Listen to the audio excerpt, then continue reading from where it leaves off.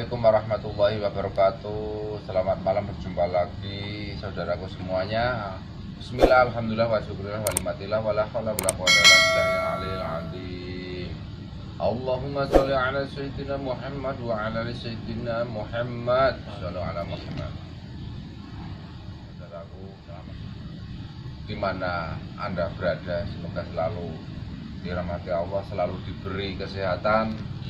Yang sakit segera diangkat penyakitnya dan bisa sehat, ya kan, lancar rezekinya, tercapai karir dan cita-citanya.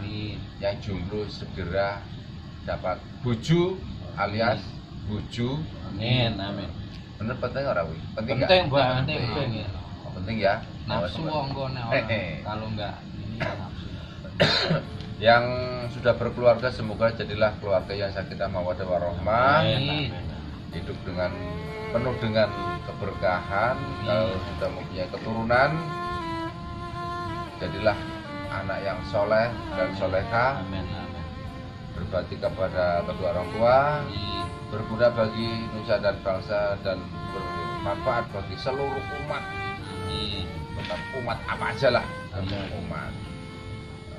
Malam ini kita ngobrol-ngobrol ngalor gitu, yang penting ada manfaatnya.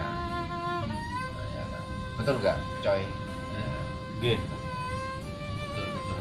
Coy. Kok sampean kayaknya kayak kurang fit gitu coba. Kenapa? Ya, beginilah kalau fit ya memang kadang kayak gini, fit, kurang semangat.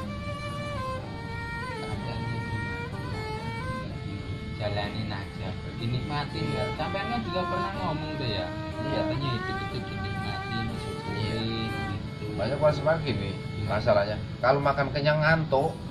Oh, itu kalau kata peribahasa itu penyakitnya orang apa namanya, orang sukses itu kan gitu ya. penyakit. Apa itu sukses ya kayak gitu Iya, ya? sukses. Makanya dari sinilah kalau orang makan itu kalau bisa makan itu jangan kenyang, separuh kenyang aja kurang, apalagi kenyang separuh kenyang aja kurang. Kenapa? Karena di situ orang yang makan kenyang akan, yaitu kayak saya sendiri, gampang ngantuk, mau melakukan sesuatu malas, terutama beribadah. Itu jelas-jelas tambah malas. Jadi dari makanan itu berpengaruh. Pengaruh sekali. Kapasitas itu. Kapasitas. Ya, kalau usahakan ya maksimal setengah kenyang alias setengah werek. Nah, setengah kenyang alias setengah. Jadi kurang dari setengah kenyang itu bagus. Terlalu setengah itu standar. Kalau kenyang sekali itu ya apa namanya, ya bikin males, ngantuk, badan geli, mau kerja aja jadi malas.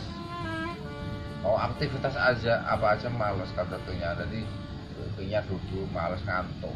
Ya itu. Ya kadang yang bikin susah itu. Apalagi kalau makan sesuatu tidak berdoa, tidak diawali doa, apa namanya, bismillah, minimal bismillah lah ya kan. Karena bismillah kan anggap itu ingsun sesuatu itu apa aja. Jadi semua perilaku yang baik berdoa dengan asma Allah supaya berkah. Ntar udah gitu malah kenyang lagi. Tapi jangan bilang bismillahirrahmanirrahim mau nyolong, jangan, itu maksiat. Ya kan. Kalau nyolongnya nyolong kepepet gimana? Enggak ada kepepet, itu nyolong itu enggak ada kepepet. Karena suatu perbuatan nyolong itu ya dilanggar, nomor satu dilanggar agama jelas total. Dan itu pemerintah. Kalau bisa, kalau masalah makan, contoh kecil aja, kita belajar dari ini masalah makan ya, makan yang kuat. Kita belajar dari pohon pisang, dari pohon bambu, lihat rongga-rongganya.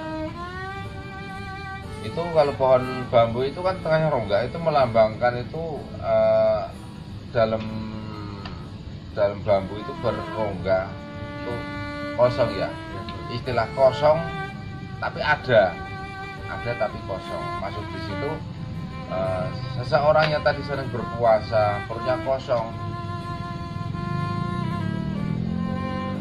bertempur melawan hawa nafsu, ya kan? Pokoknya bertempur dengan hawa nafsu, kosong. Adanya yakin. Tujuan puasa itu yakin, berarti tauhidnya yakin kepada Allah. Berarti dalam hatinya isinya hanya Allah, ridho Allah. Berarti ada tapi kosong tapi ada. Nah, dilihat pohon bambu seseorang yang lagi puasa pasti itu kan lagi bertempur melawan hawa nafsu, karena ya ada puasa juga bekerja mencukupi nafkah, mencari nafkah untuk keluarga, berjuang dan panas ini macam-macam. Itu berarti kan juga melawan hawa nafsu, emosional, semuanya ditekan, diampek, ditetek supaya emosional sama nafsunya itu tidak muncul. Seperti pohon pisang, pohon bambu itu berdiri tegak, ya kan, lurus. Akidah kita, tauhid kita menuju ke Allah, lurus ke atas. Perutnya kosong melambangkan itu ruas dalamnya itu. Dalamnya itu kosong, kita tauhid. Cabang-cabangnya, ranting-rantingnya banyak sekali. Itulah suatu beban kehidupan. Beban kehidupan itu bisa enggak membawa beban kehidupan, ujian-ujian itu yang bersifat yang merasa punya beban. Tapi itu sebenarnya bukan beban, itu adalah suatu ujian, karena semua manusia yang hidup pasti dapat ujian, pasti itu, ya kan? Karena itu untuk meningkatkan suatu derajat seseorang. Ya, dari situlah, dari macam-macam ujian tadi, terus ranting banyak, daun banyak itu kan, padahal batangnya cuma satu, batang satu, tengahnya rongga. Nah, dari situ para cabang-cabangnya itu sudah beban. Kita melawan hawa nafsu pun sama, kita harus menahan diri, hanya perutnya kosong, adanya keyakinan kita kepada Allah. Ujian itu dari beban-beban tadi, kayak ranting, daun-daun, apalagi daun tadi itu rimbang tinggi sekali, lebar sekali. Itu kalau tambah lagi semakin tinggi, ujian tambah kencang. Karena apa? Ujiannya itu semakin kencang, udah membawa beban berat, ya kan? Tapi disambung angin itu kan harus menerjang badai, banyak rintangan itu harus diterjang, harus disingkirkan, harus menang dari rintangan tersebut. Makanya kalau sifatnya bambu, kalau sudah tinggi, ada angin topan wes kencang itu, dia tidak akan melawan itu, dia akan menunduk, silakan lewat, merunduk tadi itu. Itu ujian itu setiap manusia kalau bisa menghadapi dengan ikhlas, dengan sebuah syukur, pasti ujian itu akan lewat, pasti itu, ya. Silakan menunduk terus, dan menunduk tadi itu, bambu itu tidak akan patah, itu akan badai akan lewat sekencang mungkin, akan lewat, dan itu akan menunduk. Dan setelah badai tadi lewat, dia akan berdiri lagi, akan berdiri lagi itu. Jadi menghadapi terus. Jadi ya, nah setelah itu ada angin beliung, ada angin topan kencang, dia akan menurun. Setelah itu ada hujan lagi, angin beliung muter bos kencang kan. Tapi nyampe detik ini, dari zaman dulu nyampe sekarang ini, detik ini belum pernah dengar bambu dicabut angin beliung, karena kuatnya cengkraman akar tadi itu. Cengkraman akar tadi itu walaupun lembut kecil, menyerang bumi itu luar biasa. Berarti seseorang yang kuat dasarannya itu akan kuat. Jadi beliung muter kencang itu, yang jangankan rumah pada berterbangan kan itu, tapi bambu cuma ngosak-ngosak, ngikutin aja, ngoyak-ngoyak aja, dia goyang-goyang, tapi tidak akan kecabut. Cengkraman tadi penting hanya ngikutin aja, muter, tapi dia nggak akan kecabut, muter tapi tetap kokoh. Setelah beliung selesai, ya udah enggak lah.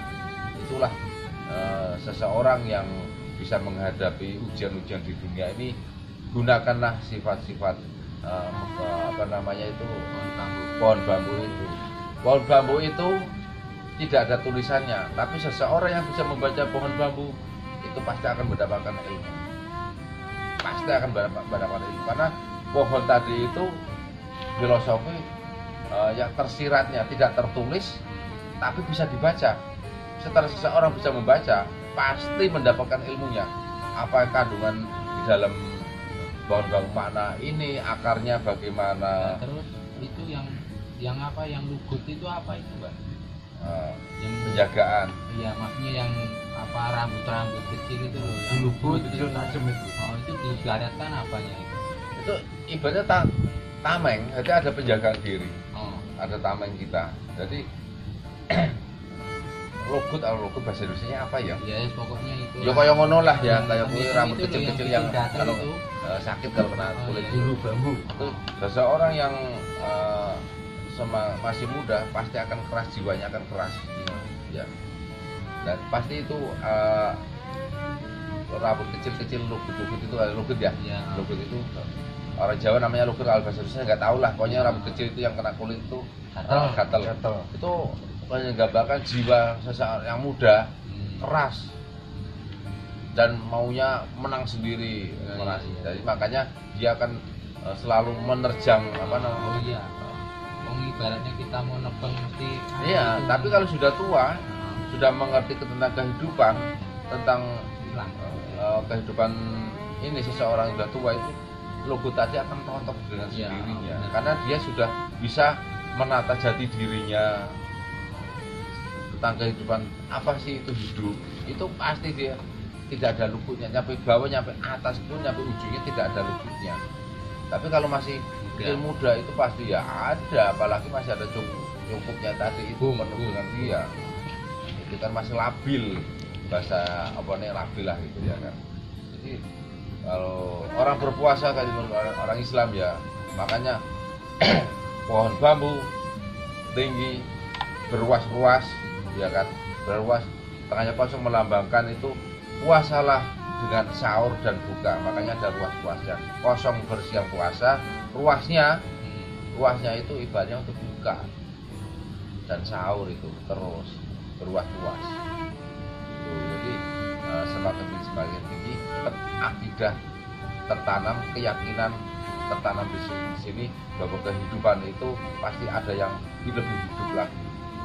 Nah, dari situ setelah seseorang yang sudah mengetahui tentang kehidupan jati dirinya, semakin kuat, walaupun itu kasarnya ringkih apa ya, kelihatan rapuh tapi kuat.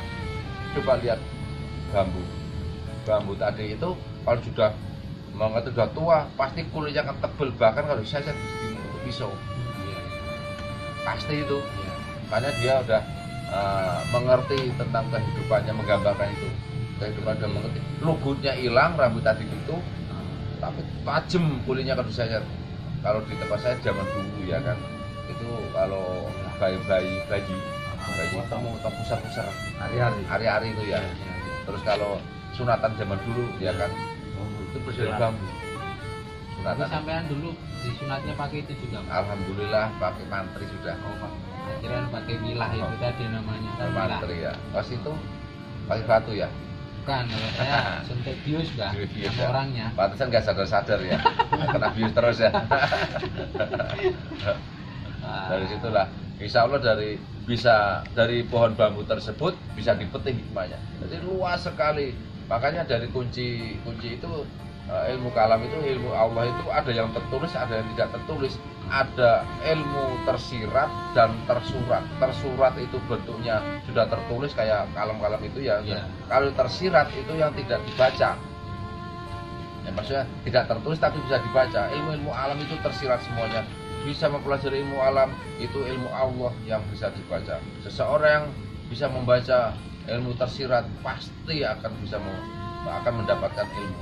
Banyak dari tebu tuh sudah pernah saya terangkan dulu, pohon pisang dulu itu kan tidak ada bacaannya. Sekarang itu apa namanya, bambu, tidak ada bacanya, tapi bisa dibaca.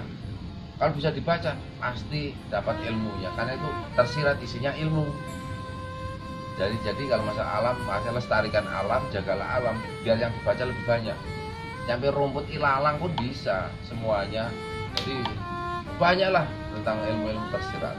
Jadi dari situ seseorang yang bijaksana pasti akan mengolah pikiran, bisa membaca ilmu yang tersirat. Ilmu tersirat, ilmu yang tidak tertulis tapi bisa dibaca. Salah satunya banyak, kayak gunung, laut, sampai langit, itu kan juga sama ciptaan Allah semuanya, bisa dibaca semuanya. Di situ ada kandungan ilmu yang sangat luar biasa. Kalau bisa membaca jangan disepelein. Hanya biasanya yang tidak terlihat disepelein, nah cuma itu gak ada dasarnya. Oh berarti tidak bisa menggunakan akal dan pikiran. Semuanya bisa dibaca. Jangan dirusak aja, ya kan. Udang poradun kaidah surah sapar mulut. Udang ya. Jadi untuk masalah rumah tangga pun sama. Diambil dari pohon bambu pun sama. Beban seorang suami itu membawa keluarga luar biasa. Karena semua keluarga itu tanggung jawabnya suami. Bagaimana beratnya? Ya berat sekali. Jadi suami, pohon bambu itu ranting-rantingnya, ya kan, itu ibaratnya itu ya bukan godanya, tapi beban-beban hidupnya. Ya, beban-beban hidupnya, ada anaknya, ada istrinya, mungkin ada ponakannya, ada tetangga, ada saudara yang lain, itu beban, ya kan. Ya, kalau tidak bisa memahami tentang itu, ya pohon bambu tersebut ya akan terlalu tebal dan logo-logonya tadi itu sulit untuk pergi. Tadi katanya mudah terus. Nanti setelah udah mau ini agak kempot-kempot, iyalah kempot-kempot ya. Jadi di sini banyak yang bisa dipetik. Jadi ilmu tersurat yang bentuknya kan bentuk kayak kitab-kitab itu juga bisa membaca. Enak itu sebenarnya. Nah, kalau sebenarnya ilmu yang tersurat kita harus mikir ngolah otak yang benar, ambil yang positifnya, ya kan. Mungkin gitu saja ya. Oke, matur nuwun. Terlalu banyak. Ya, ini hanya ngobrol ngalor ngidulnya. Oh ya, kayak gini juga bermanfaat. Ya, ambil manfaatnya saja ya, ya kan, supaya ya kita belajar ya, jangan lupa pokoknya ya, walaupun kita belajar ini buat belajar bisa membaca ini, tapi timah waktu jangan kau tinggalkan. Itu harus, karena apa? Itu bukan suatu fardu kifayah atau sunnah, tapi itu adalah perintah Allah, fardu ain, wajib. Mampu nggak mampu, jalankan gitu aja, dipaksain, harus perangi itu ya, untuk menjalankan sholat. Kalau ada yang menghalangi, perangi. Sebab malas, sibuk, macam-macam, harus jalankan. Orang sakit sekarat saja masih suruh sholat, apalagi yang sudah sehat-sehat, alasan nggak ada waktu, ya kan, alasannya sibuk, ya kan, asalnya nanggung, ya. Orang yang sudah sekarat, karena makanya Allah itu welas asih. Welas asih maksudnya itu begitu indahnya, begitu ringannya untuk menjalankan perintah Allah, sholat dengan keadaan sehat itu wajib, harus, ya kan. Sibuk bisa dikodok, ya kan. Sakit bisa dengan duduk, bisa tiduran, isyarat dalam isyarat dengan mata. Kalau nggak bisa pakai batin aja sudah bisa. Tapi bagi itu ada takaran-takaran orang-orang yang bagaimana keadaan yang sakit tadi itu, iya. Jadi jangan main-main dengan sholat, tidak ada kompensasinya, ya kan. Tapi kalau namanya haji, zakat, itu bagi orang yang mampu. Kalau yang mampu wajib, nggak dijalankan dosa besar, hartanya percuma punya harta banyak nggak mau melakukan haji atau zakat. Apalagi yang sering terjadi yang harta banyak itu nggak mau zakat, kiri kanannya ada yang kurang, saudara ada yang kurang, bodoh amat, percuma punya harta, walaupun amalnya banyak untuk orang lain percuma. Iya, karena dia mampu. Tapi kalau nggak mampu, ya nggak wajib. Tapi kalau nama sholat, mampu nggak mampu harus. Orang sholat dalam hati aja bisa nyampe begitu ringannya perintah Allah, begitu pentingnya bab sholat itu, ya kan? Iya. Buat Allah udah perintah aja berapa poros-porosnya itu, vertikal kita kepada Allah, ya kan? Ini kamu jangan ditunda-tunda lagi, harus. Ntar kalau sudah apa namanya udah menyebal bab sholat, apa siap disolati? Siap berunggung. Janganlah ya, yang penting kita kalau perlu jangan disolati, tapi kita sudah punya bekal sholat. Nah, ya kan nama disolati kan apa namanya itu kan dari orang lain, kita mati nggak tahu disolati apa tidak, ya kan? Tapi kalau disolati nggak terlalu penting, yang lebih penting saya sudah punya bekal sholat, penting sekali. Tapi dua-duanya harus jalan. Tapi kalau seandainya orang ulama meninggal satu kampung gak ada nyolat, ya dosa semua satu kampung. Kewajiban sholat itu ya. Makanya dari situ jangan kau tinggalkan bab sholat. Bisa saja ya, banyak sholawat, banyak ngaji, minimal sehari semalam satu ayat, syukur-syukur 5 waktu, syukur-syukur setiap saat, baca ayat dari suci Al-Quran itu ya, ilmu yang tersurat dibaca itu kalam ilahi.